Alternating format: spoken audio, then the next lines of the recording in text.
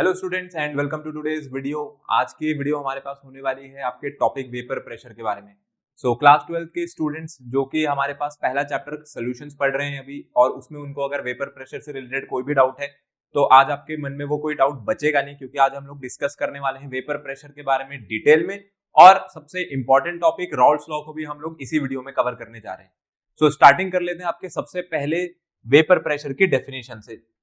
देखिए अपने पास ये जो वेपर प्रेशर है, अब वेपर प्रेशर की अगर मैं आपको डेफिनेशन बोलूं तो देखिए डेफिनेशन में जैसे लिखा हुआ है कि अपने पास एक वो प्रेशर है जो कि वेपर्स एक्सर्ट करेंगी। किस पे एक्सर्ट करेंगी? लिक्विड पे या फिर सोल्यूशन की सरफेस पे। लेकिन ये जो प्रेशर एक्सर्ट किया जा रहा है, ये प्रेशर किस वक्त एक्सर्ट होगा? कह रहे हैं कि ये प्रेशर इक्विलिब्रियम में होता है। ठीक है, यहां पर भी अब एक शब्द का इस्तेमाल किया गया है जिसके साथ यहाँ पे लिखा हुआ है इक्विलिब्रियम। तो पहले मैं आपको ये इक्विलिब्रियम का यहाँ पर मीनिंग बता देता हूं कि देखो हो क्या रहा होगा। एक सिचुएशन यहाँ पर हम लोग कंसिडर करते हैं, इसको अब आप ध्यान से समझना।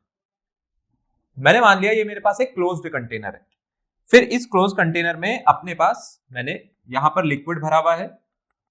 ठीक है, ये जो लिक्विड है देखो आपके पास ये प्योर लिक्विड भी हो सकता है या फिर ये सॉल्यूशन भी हो सकता है, दोनों ही चीजें यहां पर हो सकती है। अभी सॉल्यूशन भी बताऊंगा मैं आपको। अभी अपने पास आप ये मान करके चलो कि मेरे पास ये जो नीचे प्रेजेंट है ये आपके पास प्योर सॉल्वेंट है। ठीक है, प्योर सॉल्वेंट हो या सोल्यूशन हो, दोनों ही मेरे पास किस चीज में होंगे? यहाँ पर ये लिक्विड फेस में होंगे। देखो अब होगा क्या, ये कंटेनर क्लोज्ड है, मैंने इसको कोई एक्सटर्नल टेम्परेचर नहीं दिया, और इसके बाहर जो अभी प्रेशर प्रेजेंट है, प्रेशर भी कौन सा प्रेजेंट है मेरे पास? Atmospheric pressure. तो ऐसा नहीं है कि मैंने इस पे पूरा कंटेनर पे कोई बाहर से कोई प्रेशर लगा रखा है। ठीक है, कोई प्रेशर नहीं लगाया हुआ है, एटमॉस्फेरिक प्रेशर है, और उसके साथ साथ जो टेम्परेचर है वो मैं कांस्टेंट रखूंगा, मैं टेम्परेचर को चेंज नहीं करूंगा।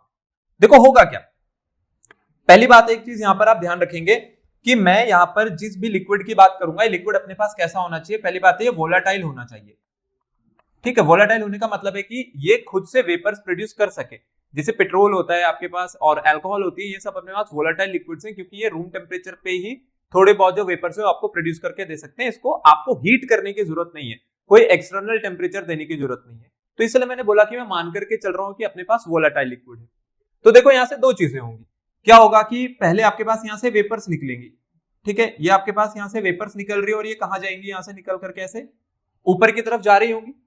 ठीक है, अब अगर लिक्विड से वेपर निकल करके ऊपर की तरफ जाएगी, अगर यहां से ऊपर की तरफ जाएगा तो क्या इसका वेपराइजेशन हो रहा है? और वेपराइजेशन में भी मैं क्या कह सकता हूं, ये कौन सा प्रोसेस हो गया आपके पास? मैंने कह दिया ये हो गया इवेपोरेशन, क्योंकि इवेपोरेशन कैसा फिनोमिना होता है? मेरे पास एक सरफेस फिनोमिना होता है। ठीक है, यहां से आपके पास जो लिक्विड है वो लिक्विड के मॉलिक्यूल्स किसमें कन्वर्ट हो रहे होंगे? अपने पास गैसियस मॉलिक्यूल्स में। फिर ये मॉलिक्यूल्स जब आपके पास इस ऊपर वाली लेयर पर पहुंचेंगे तो यहां पर ऊपर वाली लेयर पर पहुंचने पे क्या होगा? यहां पर ये जाकर के ठंडे होंगे, कंडेंस होंगे। ठीक है, और वापिस से क्या होने लगेंगे? जो गैसियस मॉलिक्यूल्स हैं ये इसी वक्त इसमें एंटर भी करेंगे। ठीक है, ये यहीं से आकर के अब ये जो गैसियस मॉलिक्यूल्स हैं ये आपके पास सोल्यूशन में एंटर कर रहे हैं। तो मेरे पास एक समय पर दो फिनोमेना एग्जिस्ट कर रहे हैं। ठीक है, कुछ गैसियस मॉलिक्यूल्स, देखो पहले आप ये चीज समझो, ये जो गैसियस मॉलिक्यूल्स हैं ये गैसियस मॉलिक्यूल्स कौन से हो गए मेरे पास? ये वो गैसियस मॉलिक्यूल्स हैं जो इस वक्त इस सोल्यूशन में एंटर कर रही हैं। ठीक है, नीचे की तरफ एंटर कर रहे हैं। फिर यहां से जो वेपर्स निकली थी ये वेपर्स जाकर के ऊपर क्या हो रही होंगी? ये वेपर्स जाकर के ऊपर की तरफ ठंडी हो रही होंगी, और वापस से वो किसमें कन्वर्ट हो जाएंगे? लिक्विड में। और इस प्रोसेस को हम लोग क्या कहते हैं? इस प्रोसेस को हम लोग नाम देते हैं कंडेंसेशन।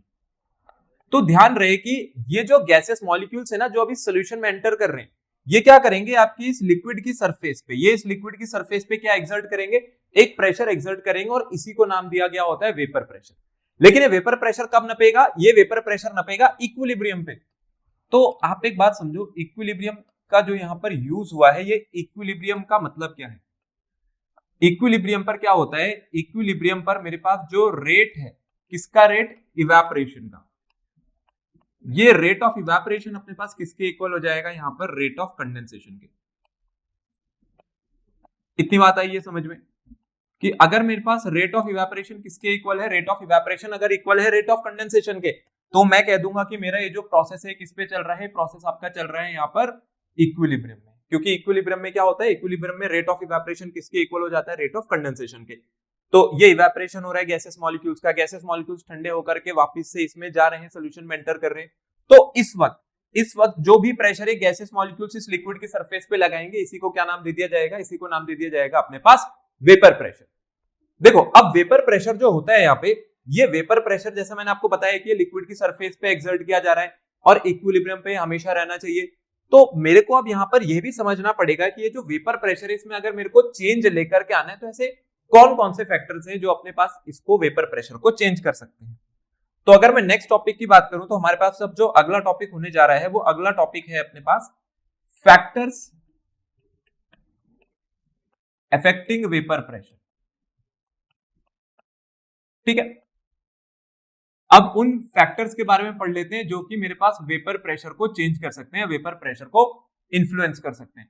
अब ये कोई बड़ी बात नहीं है। क्यों कोई बड़ी बात नहीं है, मैं ऐसा क्यों कह रहा हूं, क्योंकि देखो जो आपके पास सबसे पहला फैक्टर है, सबसे पहले फैक्टर में यहां पर लिखा हुआ होता है नेचर ऑफ द लिक्विड। ठीक है, जिस लिक्विड से आप ये वेपर प्रेशर यहां पर नाप रहे हो या जिस लिक्विड की सरफेस पे वेपर प्रेशर नाप रहा है उसका नेचर कैसा है। सीधी सी बात है, मैंने यहाँ पर थोड़ी देर पहले एक टर्म का यूज किया था जिसका नाम था अपने पास वोलाटाइल। वोलाटाइल का मतलब होता है जो इजीली आपके पास क्या प्रोड्यूस करके दे दें, यहाँ पर वेपर प्रोड्यूस करके दे दें। ठीक है, रूम टेम्परेचर पे ही निकल रहे हैं वेपर्स तो बहुत अच्छी बात है। जितनी जल्दी ये आपके पास वेपराइजेशन स्टार्ट होगा उतनी जल्दी सिस्टम इक्विलिब्रियम अचीव करेगा और उतना जल्दी आपका जो वेपर प्रेशर है वो सिस्टम में आपको दिखने लग जाएगा। इसका मतलब है कि मैं चाहता हूं कि अपने पास जो लिक्विड मॉलिक्यूल्स हैं, ये जो लिक्विड मॉलिक्यूल्स आप देख रहे हो, इन लिक्विड मॉलिक्यूल्स के बीच में जो इंटरमॉलिक्यूलर फोर्सेस हैं वो कैसी होनी चाहिए, वो वीक होनी चाहिए। ठीक है, आ रही है बात समझ में। जो मैंने बोला कि मेरे पास जो वीक इंटरमॉलिक्यूलर फोर्सेस है और ये इंटरमॉलिक्यूलर फोर्सेस वीक जो होनी चाहिए वो किसमें होनी चाहिए, अपने पास लिक्विड मॉलिक्यूल्स में। क्योंकि जब वीक इंटरमॉलिक्यूलर फोर्सेस होंगी तो क्या होगा, जल्दी से वो जो मॉलिक्यूल्स है वो किसमें कन्वर्ट होने लगेंगे, वो अपने पास कन्वर्ट होने लगेंगे अपने पास गैसेस मॉलिक्यूल्स में। ठीक है, ये लिक्विड मॉलिक्यूल्स किसमें कन्वर्ट होने लग गए, अपने पास गैस में। और ये कब हुआ, अगर वीक है, अगर आपके पास इंटरमॉलिक्यूलर फोर्सेस वीक थी तो ये प्रोसेस आप बहुत इजीली अचीव कर लोगे और इसके कारण जो वेपर प्रेशर है वो क्या होने लग जाएगा, बढ़ने लग जाएगा। अब अगर वेपर प्रेशर बढ़ रहा है तो वेपर प्रेशर बढ़ने के पीछे यहां पर आपको रीजन क्या दिया गया है, नेचर ऑफ द लिक्विड। तो ध्यान रहे, अगर वीक इंटरमॉलिक्यूलर फोर्सेस हैं तो लिक्विड से जो गैसेस फेज है वो जल्दी अचीव कर लिया जाएगा, लेकिन अगर लिक्विड मॉलिक्यूल्स के बीच में स्ट्रॉन्ग इंटरमॉलिक्यूलर फोर्सेस हैं तो यही जो वेपर प्रेशर है वो आपके पास कम हो जाएगा। एग्जाम्पल के लिए जैसे मैं आपको बोलता हूं, एक लिक्विड है अपने पास डाई इथाइल ईथर और एक है अपने पास एथेनॉल। ठीक है, डाई इथाइल ईथर और एथेनॉल की बात कर लेते हैं कि इनमें से आपको वेपर प्रेशर कहां ज्यादा देखने को मिलेगा। देखो ये जो डाई इथाइल ईथर है, आपको पता होगा कि जो डाई इथाइल ईथर होता है हमारे पास ईथर्स में और एल्कोहल्स में जो इंटरमॉलिक्यूलर फोर्स है वो किस नेचर के, पहले आपको ये पता होना चाहिए। ये जो अल्कोहल के मॉलिक्यूल्स होते हैं, जो एथेनॉल है, इसके जो मॉलिक्यूल्स हैं अपने पास कौन सी फोर्सेस से जुड़े हुए होते हैं, ये जुड़े हुए होते हैं थ्रू हाइड्रोजन बॉन्डिंग। यहां पर आपको क्या देखने को मिलेगी, यहां पर आपको देखने को मिलेगी हाइड्रोजन बॉन्डिंग। अभी जो डाई इथाइल ईथर है, अब अगर मैं डाई इथाइल ईथर की बात करूं, अगर मैं यहाँ पर डाई इथाइल ईथर की बात करूं तो जो डाई इथाइल ईथर है, इन डाई इथाइल ईथर्स में कोई हाइड्रोजन बॉन्डिंग तो होती नहीं है। ठीक है, इसके बीच में मेरे को कोई हाइड्रोजन बॉन्डिंग देखने को नहीं मिलेगी और उसके साथ साथ यहाँ पर जो फोर्सेस प्रेजेंट होती है, अगर कभी आपसे पूछ ले जाए तो वो कैसी फोर्सेस है, आप कह सकते हो एक तो हो गई मेरे पास वीक वैंडरवाल्स फोर्सेस, क्योंकि वैंडरवाल्स जो फोर्स हैं ये आपके पास वीक नेचर की होती हैं, या फिर यहां पर लंडन डिस्पर्जन फोर्सेस भी होती हैं। अभी जो लंडन डिस्पर्जन फोर्स है या फिर आपके पास जो वैंडरवाल फोर्स है, ये दोनों ही वीक नेचर की फोर्सेस है as compared to hydrogen bonding. तो अगर हाइड्रोजन बॉन्डिंग की मैं बात करूं तो जो हाइड्रोजन बॉन्ड है ये कैसा फोर्स है बाकियों के कंपैरिजन में, जो मैंने लेफ्ट हैंड साइड लिखी है जो कि डाइइथाइल ईथर में हो रहा है, वो आपके पास एक स्ट्रॉन्ग फोर्स है। तो सीधी सी बात है, अगर इंटरमॉलिक्यूलर फोर्सेस स्ट्रॉन्ग हो जाएंगी तो अब वेपर फेज आप जल्दी अचीव नहीं कर पाओगे। लेकिन अगर आपके पास इंटरमॉलिक्यूलर फोर्सेस वीक हैं, ये कैसी फोर्सेस हैं, ये वीक फोर्सेस हैं। वीक फोर्सेस हैं तो क्या आप लिक्विड से गैसेस फेज में जल्दी चले जाओगे और इसी के कारण डाइइथाइल ईथर का जो वेपर प्रेशर है वो किससे ज्यादा निकल करके आ जाएगा, अपने पास एथेनॉल से। तो मैं यहां पर लिख सकता हूं कि vapour pressure of diethyl ether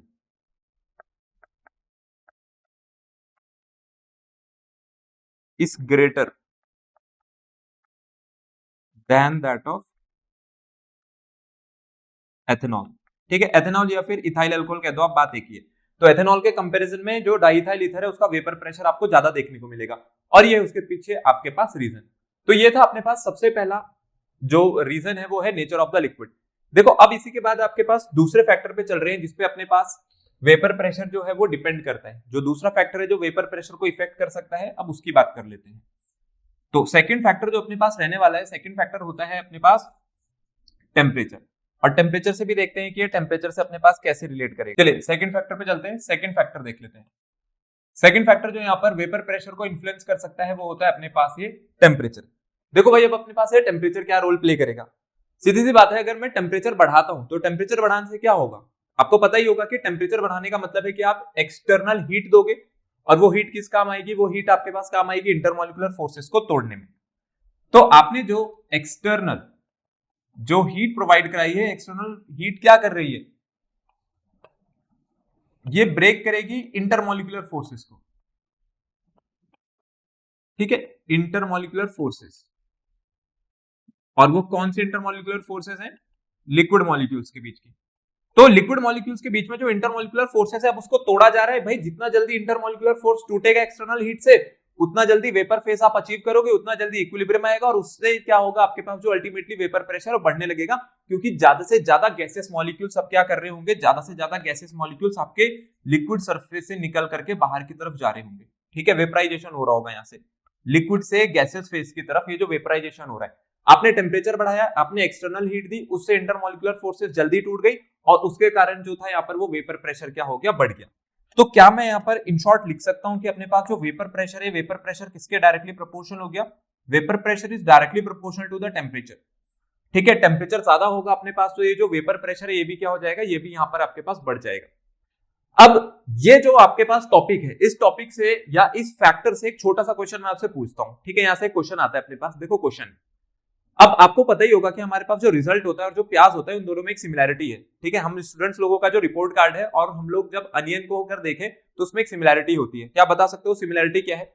जी हाँ, बिल्कुल, वहां पर जो सिमिलैरिटी वो ये है कि दोनों को देख के ही हमारी आंखों से आंसू निकल आते हैं, ठीक है।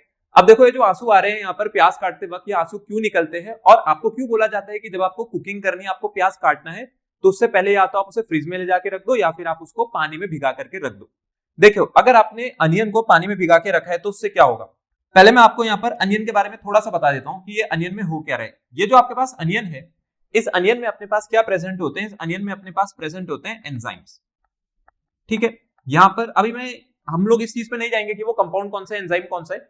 ये जो एंजाइम्स हैं, जब आप इसको अनियन को कट करोगे, जब आप इसको कट करते हो, जब आपने इसको अनियन को कट किया तो ये एंजाइम्स कट होने पर क्या करते हैं, इसी के अंदर सल्फर, इसी के अंदर जो अपने पास सल्फर कंपाउंड्स हैं, इस सल्फर कंपाउंड्स के साथ रिएक्ट करते हैं, और सल्फर कंपाउंड्स के साथ रिएक्ट करने पर यहां से आपके पास एक कंपाउंड रिलीज होता है जो कि इरिटेशन प्रोड्यूस करता है आपकी आंखों में। जो आपकी आंखों में चुभन होती है, जो जलन होती है, वो इसके कारण हो रही है क्योंकि जो एंजाइम्स रिलीज हुए हैं वो सल्फर कंपाउंड के साथ रिएक्ट करके कंपाउंड बनाते हैं जिसका नाम है मेरे पास सिन प्रोपेनथाइल एसॉक्साइड, ठीक है। ये आपके पास वो कंपाउंड है जो कि सल्फर के साथ रिएक्ट करने पे बना उन एंजाइम्स के, और ये क्या करेगा, ये आपकी आंखों में इरिटेशन क्रिएट करेगा, ठीक है, इरिटेशन, और इसी के कारण आपकी आंखों से आंसू भी आते हैं, जो कि रिपोर्ट कार्ड देख के भी आ जाते हैं। खैर वो तो आपकी ही मेहनत का फल है जो आपकी आंखों से आंसू आ रहे हैं, पर हाँ प्याज से ये जो आंसू निकल रहे हैं इसको हम लोग बचा सकते हैं, इजिली बचाया जा सकता है एज कंपेयर टू आपका रिपोर्ट कार्ड देख के जो आपकी आंखों से आंसू आ रहे हैं।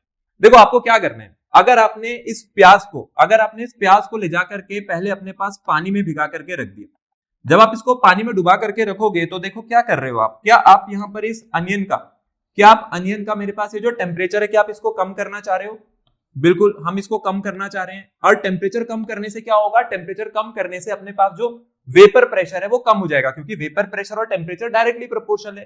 कम टेम्परेचर पर अब कम वेपर्स रिलीज होंगी, किसकी कम वेपर्स रिलीज होंगी, अपने पास इस कंपाउंड की जो कि आपकी आंखों में इरिटेशन क्रिएट कर रहा था, आपकी आंखों से आंसू आ रहे थे। तो अब जल्दी से आपके पास इसके जो वेपर्स है वो रिलीज नहीं हो पाएंगे, क्योंकि मैंने जो ओवरऑल वेपर प्रेशर इस अनियन का वो क्या कर दिया यहाँ पर, कम।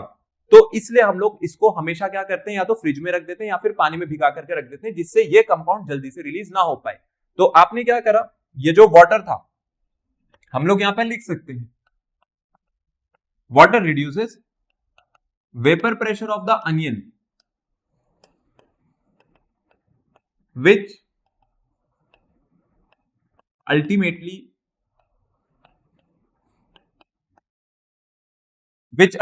lowers the release of vapors, ठीक है। कहां से वेपर्स रिलीज हो रहे हैं? From the onion.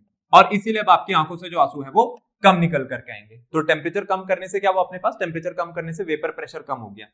तो ये था अपने पास वेपर प्रेशर और कौन कौन से फैक्टर वेपर प्रेशर को इफेक्ट करते हैं। तो आई होप आपको ये अच्छे से समझ आ गया होगा। ये क्वेश्चन भी कई बार आपसे पूछ लिया जाता है, तो अब आप ध्यान रखना कि किस तरीके से आपको इस क्वेश्चन का आंसर करके आना है। चलिए नेक्स्ट टॉपिक पे आगे बढ़ते हैं। अब जो अगला टॉपिक आ रहा है आपके पास, जिसमें लिखा है vapour pressure of liquid liquid solutions. ये जो लिक्विड लिक्विड सॉल्यूशंस का वेपर प्रेशर है, और अगर मैं बोलूं तो यही है आपके पास अब राउल्ट्स लॉ। तो यहां से आपके पास शुरुआत होने जा रही है अपने पास राउल्ट्स लॉ की। देखो यहाँ पे जो वेपर प्रेशर है लिक्विड लिक्विड सॉल्यूशन में, ये जो आप यहाँ पे डेफिनेशन देख रहे हो, ये क्या है? ये अपने पास राउल्ट्स लॉ की डेफिनेशन है, जिसमें लिखा हुआ है the vapour pressure of a component at a given temperature is equal to the mole fraction of that component in the solution multiplied by the vapour pressure of that component in the pure state. यहाँ पे दो चीजें हैं।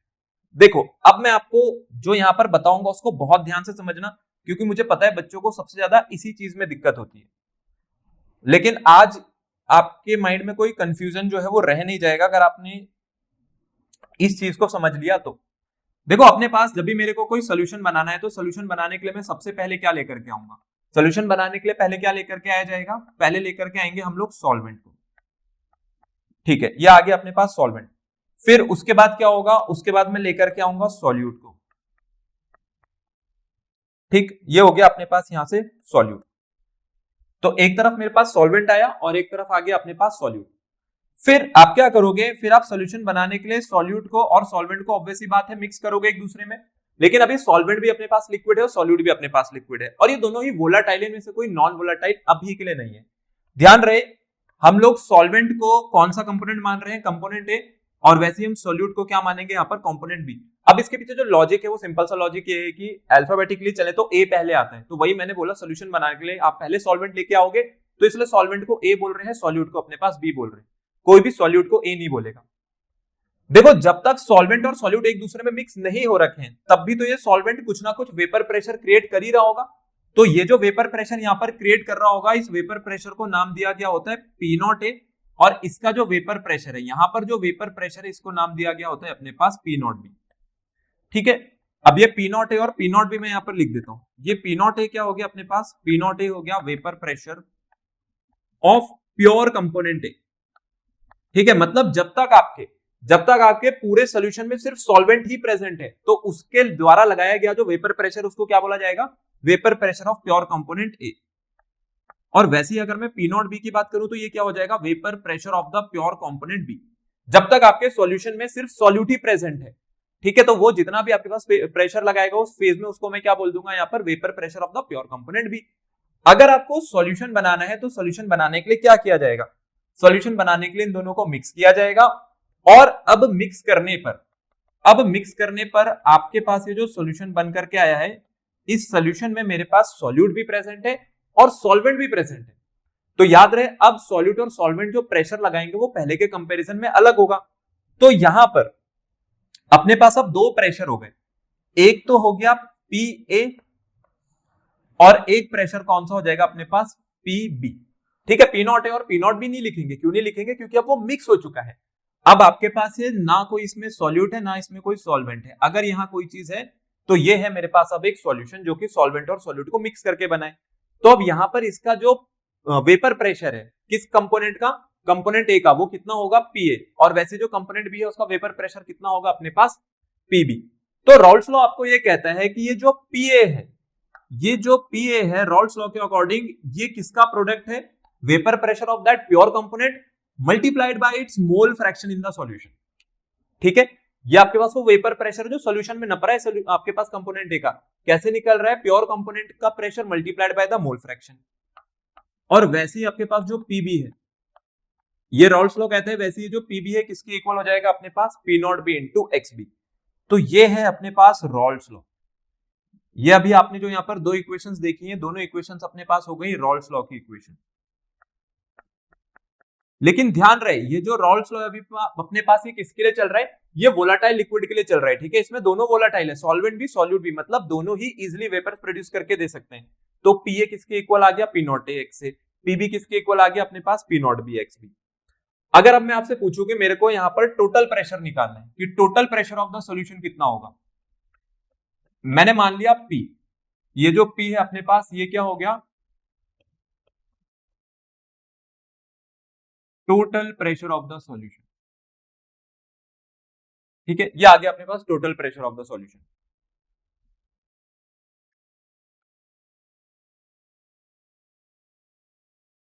तो Raoult's law कहता है कि ये जो टोटल प्रेशर है सॉल्यूशन का, ये कैसे निकाला जा सकता है, ये निकाला जा सकता है इनके इंडिविजुअल प्रेशर के सम के, कि P किसके इक्वल होगा, यहां से PA प्लस PB के इक्वल होगा।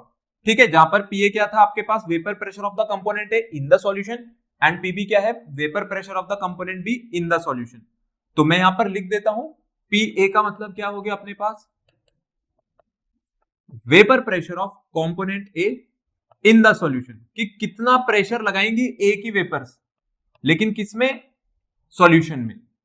ठीक है, और वैसे ही यहां पर ये हो गया vapour pressure of component B in the solution. और एक था अपने पास प्योर, प्योर वाला मतलब जब सॉल्यूशन में सिर्फ सॉल्वेंट ही प्रेजेंट हो या फिर सॉल्यूट ही प्रेजेंट हो। तो मैं इसको एक्सपैंड कर देता हूं, मैं PA को क्या लिख सकता हूं, P not A into x है, और वैसे में PB को क्या लिख सकता हूं, मैं इसको लिख सकता हूं P not B into x B. ठीक, अब आपको इस चैप्टर के स्टार्टिंग में पढ़ाया गया होगा कि अपने पास जो स्ट्रेंथ होती है सॉल्यूशन की, वो सिर्फ किसके रिस्पेक्ट में मेजर होती है, सॉल्यूट के रिस्पेक्ट में। तो मैं एक काम करता हूं, अगर ऐसा ही है तो ये जो XA है, ये XA क्या हो गया, मोल फ्रैक्शन ऑफ द सॉल्वेंट, इसको हटा देता हूं। अपने पास मोल फ्रैक्शन का रिलेशन तो आपको पता ही होगा कि XA प्लस XB कितना आएगा, 1। तो क्या मैं कह सकता हूं कि मेरे पास जो XA है इसकी वैल्यू कितनी हो गई, यहां से 1 माइनस XB। ठीक है, इसको जब यहां पर पुट करेंगे तो P की वैल्यू कितनी आ गई, P equals to P not A, फिर यहां पे मैं लिख देता हूं 1 minus XB plus P not B into XB। ठीक है, फिर इसका सब्स्टिट्यूशन कर देते हैं, तो अपने पास यहां से ये जो P है ये किसके इक्वल हो गया, P not A minus P not A XB और plus P not B XB। अब क्योंकि मेरे को मोल फ्रैक्शन ऑफ द सॉल्यूट निकालना है, तो देखो वो कैसे निकलेगा, इसको इधर लेकर के आ रहे हैं, तो P माइनस P नॉट ए किसके इक्वल हो गया, इन दोनों में से क्या कॉमन ले सकता हूं मैं, मोल फ्रैक्शन कॉमन ले सकता हूं, मैंने XB कॉमन ले लिया, तो ये बच गया P नॉट B और माइनस का P नॉट ए। ठीक है, तो आप देख सकते हो अपने पास जो मोल फ्रैक्शन है, यहां से मोल फ्रैक्शन निकल करके आ गया XB equals to P minus P not A, और ये डिवाइड में चला जाएगा इसके साथ, तो कितना बन जाएगा, P not B minus P not A. ठीक है, ये हो गया अपने पास mole fraction of the solute. तो ये है आपके पास रॉल्स लॉ। अब ये एक आइडियल सिचुएशन का रॉल्स लॉ है, जहां पर मैं मान के चल रहा हूं मेरे पास जो दोनों ही लिक्विड है वो दोनों ही वोलाटाइल है, में से नॉन वोलाटाइल कोई नहीं है। ठीक है, ये दोनों अपने पास कहते थे यहाँ पर वोलाटाइल थे। तो ये है सबसे पहला रॉल्स लॉ, ये सबसे पहली डेफिनेशन आ गई आपके पास रॉल्स लॉ की। अब रॉल्स लॉ के बाद अगर मैं आगे चलूं, अब एक और तरीके का सोल्यूशन हम लोग लेकर के चलेंगे, लेकिन इस बार जो सॉल्यूशन है, ये सॉल्यूशन किसका है आपके पास, देखो सॉलिड्स का किसमें बनाया गया है, लिक्विड्स में।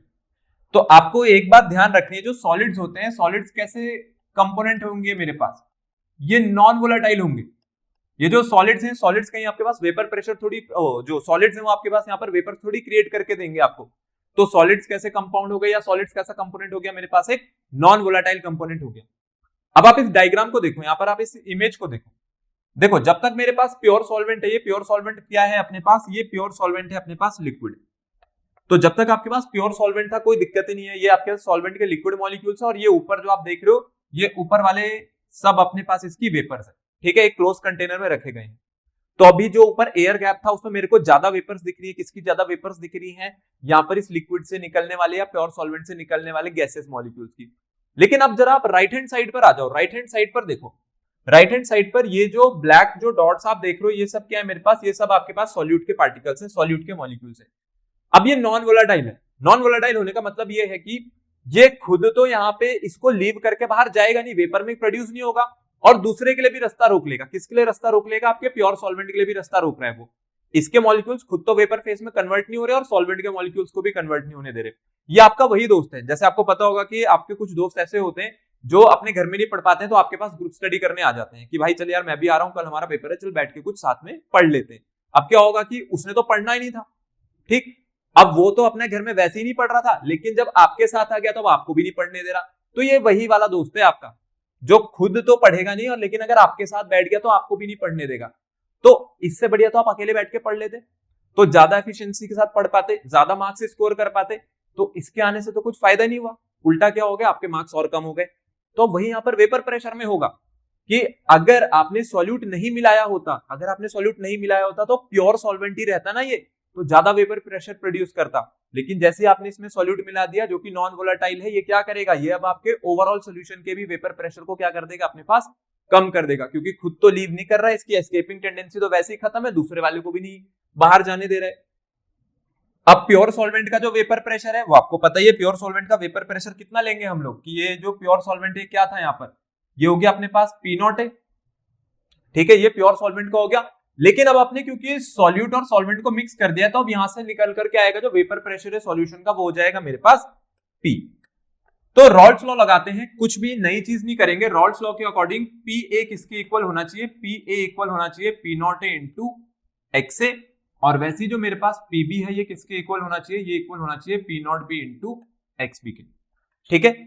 ये वाला जो आपके पास टोटल प्रेशर है, अगर ये निकालना है तो ये कैसे निकलेगा, PA प्लस PB करके।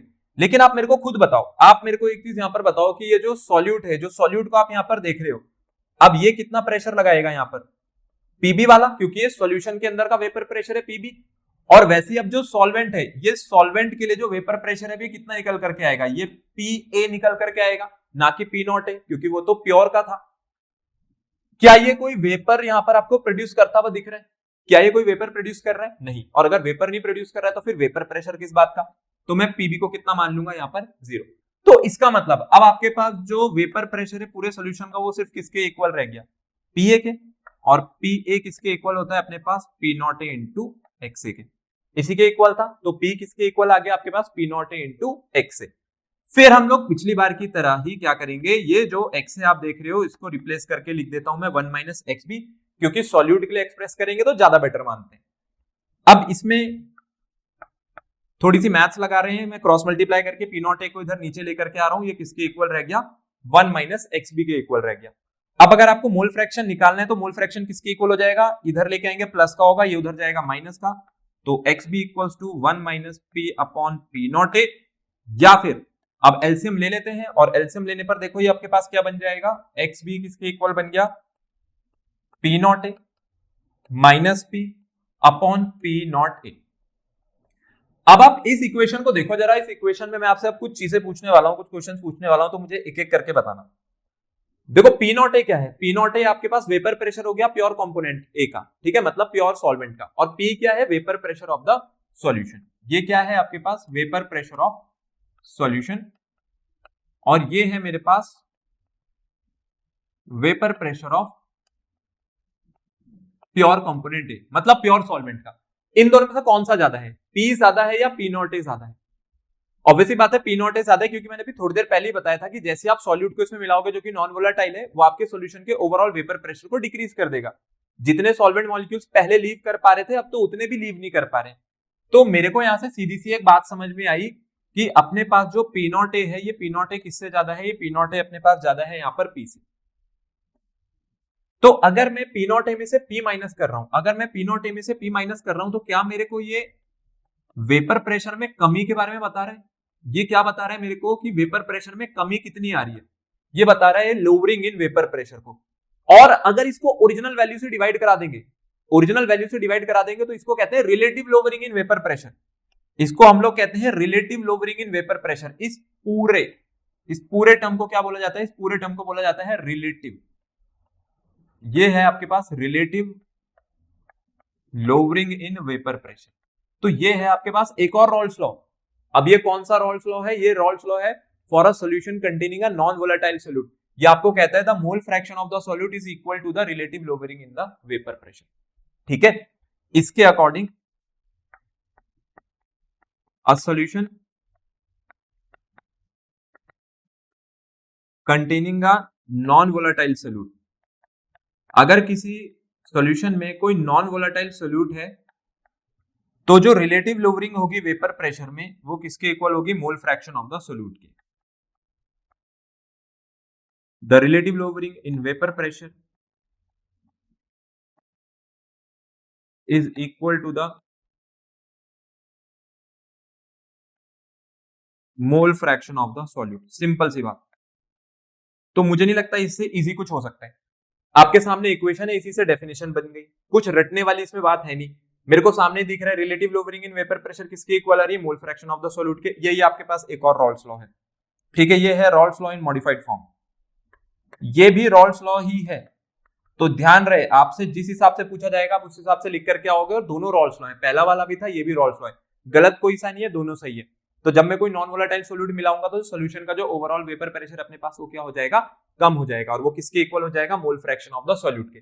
इसका मतलब है सॉल्यूट का मोल फ्रैक्शन जितना ज्यादा होगा वेपर प्रेशर में उतनी कमी आएगी, सीधी सी बात है, मैं जितना अमाउंट डालूंगा सॉलिड का उतना ज्यादा वो वेपर प्रेशर को कम कर देगा। इसीलिए ये एक कोलिगेटिव प्रॉपर्टी भी होती है। कोलिगेटिव प्रॉपर्टी अभी इस चैप्टर में आगे आएगा। कोलिगेटिव प्रॉपर्टी का मतलब है वो प्रॉपर्टीज जो कि नेचर पे ना डिपेंड करके सिर्फ किस बात पे डिपेंड करेंगी, अमाउंट ऑफ द सॉल्यूट पे।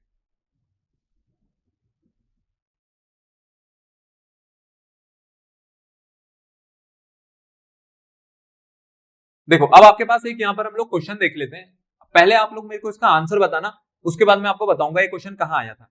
देखिए आपको एमसीक्यू में दे रखा है, बहुत सिंपल क्वेश्चन है, इसमें लिखा है कि दो ओपन बीकर्स हैं, एक में आपने क्या रखा है, एक में अपने पास रखा है सॉल्वेंट और एक में मैंने यहाँ पे क्या रख रखा है, मिक्सचर रख रखा है सॉल्वेंट का और नॉन वोलेटाइल सॉल्यूट का, और दोनों को मैंने बाद में क्या किया, सील कर दिया कंटेनर में। तो आपसे पूछा है समय के साथ, ठीक है, कुछ समय बाद क्या होगा। देखो मैं यहाँ पर आपके लिए डायग्राम बना देता हूं, दो बीकर्स हैं, ठीक है, दो बीकर्स कौन सी है, एक तो आपके पास सॉल्वेंट की है और दूसरी किसकी है, सॉल्यूशन की, ठीक है, जिसमें क्या है, जिसमें आपने जो सॉल्यूट रखा हुआ वो कैसा रखा हुआ है, नॉन वोलेटाइल सॉल्यूट, और पूरा इसको किसमें बंद कर दिया आपने, कंटेनर में बंद कर दिया। ये तो प्योर सॉल्वेंट है और ये सॉल्यूशन है, लेकिन आपका ये जो सॉल्यूशन है, सॉल्यूशन में मेरे पास जो सॉल्यूट है वो कैसा है, वो नॉन वोलेटाइल है। अगर ये नॉन वोलेटाइल सॉल्यूट है तो आपको पता ही होगा कि नॉन वोलेटाइल सॉल्यूट जो है वेपर प्रेशर में कोई कंट्रीब्यूशन नहीं दिखाएगा। अब होगा क्या, जो सॉल्वेंट की वेपर्स यहां से निकल रही है, सॉल्वेंट की वेपर्स यहां से निकलेंगी, फिर उसके बाद जब यहां से ये सोल्यूशन की तरफ एंटर करेंगी, ठीक है, ऐसा ही तो होगा, क्योंकि ये जो गैसियस मॉलिक्यूल्स हैं तो हर एक तरफ या हर एक कोने में फैल जाएंगे, तो सॉल्वेंट के कुछ जो गैसियस मॉलिक्यूल्स हैं वो किसमें एंटर करने लगेंगे, सॉल्यूशन में एंटर करने लगेंगे। अब इससे क्या होगा, समय के साथ जो सॉल्वेंट का जो वॉल्यूम है, सॉल्वेंट का आप जो वॉल्यूम देख रहे हो वो क्या होने लग जाएगा, वो डिक्रीज होने लग जाएगा, डिक्रीज होगा, बिल्कुल डिक्रीज होगा। और सॉल्यूशन का जो वॉल्यूम है वो क्या होने लग जाएगा आपके पास, इंक्रीज होने लग जाएगा। क्यों, क्योंकि नॉन वोलेटाइल सॉल्यूट क्या करते हैं, नॉन वोलेटाइल सॉल्यूट खुद तो एस्केप नहीं करने देते हैं और सॉल्वेंट को भी अब एस्केप नहीं करने देंगे, ठीक है, उसका भी रास्ता रोक लेंगे। तो इसका मतलब है कि जो वॉल्यूम है सॉल्यूशन का, वो वॉल्यूम क्या हो रहा है, सॉल्यूशन का इंक्रीज हो रहा है, लेकिन सॉल्वेंट का जो वॉल्यूम है मेरे पास वो क्या हो रहा है, अपने पास डिक्रीज। तो आपके पास है जो ऑप्शन नंबर बी है, ये ऑप्शन नंबर बी यहाँ पर करेक्ट हो जाएगा। और अगर मैं बोलूं ये क्वेश्चन कहाँ आया था, तो ये क्वेश्चन आपके पास पूछा जा चुका है जेई मेंस में, ये आपके पास जेई मेंस 2021 का क्वेश्चन है। तो कोई बड़ी बात नहीं है, ऐसे क्वेश्चन भी जेई मेंस में आ जाते हैं, पर बात वही है कि इसको सिर्फ वही बच्चे यहाँ पर आंसर कर पाएंगे जिनके अंदर एक कॉन्सेप्चुअल क्लैरिटी है, क्योंकि कोई फॉर्मुला तो लगाना नहीं है, सीधी सी बात है, वो टेस्ट करना चाहते हैं बच्चा अपनी बुक कितने अच्छे से पढ़ के आया, कितने अच्छे से उसने इस टॉपिक को अपने पास समझ रखा है। तो ये है वेपर प्रेशर के ऊपर बेस्ड एक क्वेश्चन, बहुत सिंपल क्वेश्चन था। चलो इसके बाद अब नेक्स्ट टॉपिक पे चलते हैं, और अगला टॉपिक आपके पास आ रहा है Raoult's law as a special case of Henry's law. मतलब रॉल्स लॉ को अब हेनरीज लॉ से रिलेट कर रहे होंगे। तो पहली बात तो यही है कि आपके दिमाग में हेनरीज लॉ आना चाहिए, हेनरीज लॉ था क्या, मैं लिख देता हूं, ज्यादा पुरानी बात नहीं है। ये है आपके पास Henry's law, the partial pressure of the gas over the solution is directly proportional to its mole fraction. और आज हम लोगों ने पढ़ा रॉल्स लॉ, जो कि कहता है जैसे पी ए है ये किसके इक्वल होगा, पी नॉट ए एक्स ए, या फिर मैं कह दूं जो पी बी है ये किसके इक्वल होगा, P not B into x B. ये अभी पढ़ के आ रहे हैं हम लोग, कहां पे पढ़ के आए हैं, रॉल्स लॉ में। ऊपर वाला हेनरी का लॉ है और ये जो नीचे मैंने लिखा है ये रॉल्स लॉ है। अब इसमें ना आपसे कुछ सिमिलैरिटी के बारे में शायद पूछना चाहते हैं, तभी कह रहे हैं Rawls law is a special case of Henry's law, कि दोनों लॉ को आप देखो, आप मेरे को बताओ इन दोनों में क्या सिमिलैरिटी आपको दिख रही है। देखो अगर मैं सिमिलैरिटी की बात करूं, ये है आपके पास partial pressure of the gas over the solution, और ये आपके पास vapour pressure of the component जो कि गैसियस मॉलिक्यूल्स की वजह से ही रहा होगा। अच्छा, ये भी मेरे को मोल फ्रैक्शन के डायरेक्टली प्रोपोर्शनल दिख रहा है और ये भी मोल फ्रैक्शन के डायरेक्टली प्रोपोर्शनल दिख रहा है, ठीक है। ये हेनरीज कांस्टेंट है, कौन सा कांस्टेंट है आपके पास, ये हेनरीज कांस्टेंट है। और अगर मैं नीचे वाले को देखूं, ये जो पी नॉट ए है, ये पी नॉट ए क्या है, ये पी नॉट ए हो गया आपके पास vapour pressure of the pure component है। क्या ये कांस्टेंट टर्म नहीं है? अगर नहीं समझ आया कि ये कांस्टेंट क्यों नहीं है तो मैं बता देता हूं क्यों ये कांस्टेंट है। चलो, आपने जो प्योर सॉल्वेंट लिया था, मैं कहता हूं आपके पास जो प्योर सॉल्वेंट है जैसे वाटर है, ठीक है, ये वाटर है आपके पास, वेपर प्रेशर नापना है, कंटेनर क्लोज रहेगा, टेम्परेचर आप चेंज नहीं करोगे, टेम्परेचर कांस्टेंट रहना चाहिए। तो दो अलग अलग बच्चे थे जिन्होंने वाटर का वेपर प्रेशर नापा, ठीक है, दो अलग अलग कंटेनर में। आप मुझे बताओ, क्या ये जो वेपर प्रेशर निकल करके आएगा, ये प्योर कंपोनेंट ए है वाटर, ठीक है, ये क्या है मेरे पास, प्योर वाटर है, दोनों, मैंने कुछ नहीं मिलाया है इसमें, ये प्योर H2 है आपके पास। तो जो वेपर प्रेशर ये दोनों बच्चे नापेंगे, यहां से अगर P नॉट ए, ये जो P नॉट ए है, इसकी वैल्यू अगर आपके पास मैं कहता हूं y आती है, तो इस बच्चे के लिए भी तो इस P नॉट ए की वैल्यू y ही आएगी। सेमी वेपर प्रेशर लगाएंगे सेम टेम्परेचर पे, बाहर एटमॉस्फेरिक प्रेशर है, कोई चेंज नहीं आ रहा है, तो इसका मतलब है जो vapour pressure of the pure component है वो खुद किस पे डिपेंड करता है, वो तो खुद कंपोनेंट पे डिपेंड करता है। जब तक मैं कंपोनेंट चेंज नहीं करूंगा, P नॉट ए की वैल्यू भी चेंज नहीं होगी। आप कहीं भी करके देखोगे एक्सपेरिमेंट, पेट्रोल लाऊंगा तो चेंज हो जाएगा, अल्कोहल लाऊंगा तो उसके लिए कुछ और होगा, एसिडोन लाऊंगा उसके लिए कुछ और होगा, क्योंकि मैं नेचर ही बदल दूंगा तब प्योर लिक्विड का। लेकिन जब तक मेरे पास नेचर सेम है तब तक ये वैल्यूज कांस्टेंट है, चाहे P नॉट ए हो चाहे P नॉट बी हो, ठीक है। सॉल्यूट के लिए भी रहेगा तो अपने पास ये क्या रहेगा, कांस्टेंट ही रहेगा, जब तक मैं पर्टिकुलरली उस कंपोनेंट को चेंज ना करूं। तो उस हिसाब से ये दोनों लॉ सेम ही चीज तो कहना चाह रहे हैं कि the partial pressure of the gas over the solution is directly proportional to mole fraction, या फिर the vapour pressure of the component in the solution is directly proportional to the mole fraction. तो इसीलिए ये जो Rawls law है ये क्या बन जाता है आपके पास, इसका एक स्पेशल केस बन जाएगा, किसका, हेनरीज लॉ का। अगर हम लोग देखें, इफ ये जो P नॉट ए है या फिर जो P नॉट बी है, ये किसके इक्वल हो जाए आपके पास, हेनरीज कांस्टेंट के, फिर तो वैल्यू आप चाहे इस फॉर्मूले से निकालो चाहे इस फॉर्मूले से निकालो मोल फ्रैक्शन की, वो तो सेम ही निकल करके आनी है, क्योंकि ये वैल्यूज जो है हेनरीज कांस्टेंट की भी जो वैल्यू है वो भी किस पे डिपेंड करती है, वो भी नेचर ऑफ द लिक्विड पे ही डिपेंड करती है, ठीक है। जैसा लिक्विड होगा हर एक लिक्विड के लिए हेनरीज कांस्टेंट अलग है, और वैसे ही ये जो P नॉट है और जो P नॉट बी है वो हर एक कंपोनेंट के लिए, हर एक लिक्विड के लिए अलग अलग है। तो ये स्पेशल केस बन सकता है हेनरीज लॉ का इस सिचुएशन में, अगर आपके पास हेनरीज कांस्टेंट इसी के इक्वल हो जाए तो फिर तो दोनों फॉर्मूले एक्जैक्टली सेम है और दोनों से एक्जैक्टली सेम ही मोल फ्रैक्शन निकलेगा या सेम ही वेपर प्रेशर निकल करके आएगा। तो ये होता है आपके पास Raoult's law as a special case of Henry's law. तो इसी के साथ आज का हमारा ये जो लेक्चर है यहाँ पर खत्म होता है। आई होप आपको जितनी चीजें मैंने यहाँ पर समझाई है वो अच्छे से समझ आई होंगी। इस पे बेस्ड कई सारे क्वेश्चन अभी हम लोगों को करने हैं, जिसको हम एक अगली या एक उससे आने वाली नेक्स्ट वीडियोस में कवर करेंगे। तो तब तक के लिए आप इस टॉपिक को अच्छे से पढ़िए, फिर जल्दी मिलेंगे हमारी एक नेक्स्ट वीडियो में।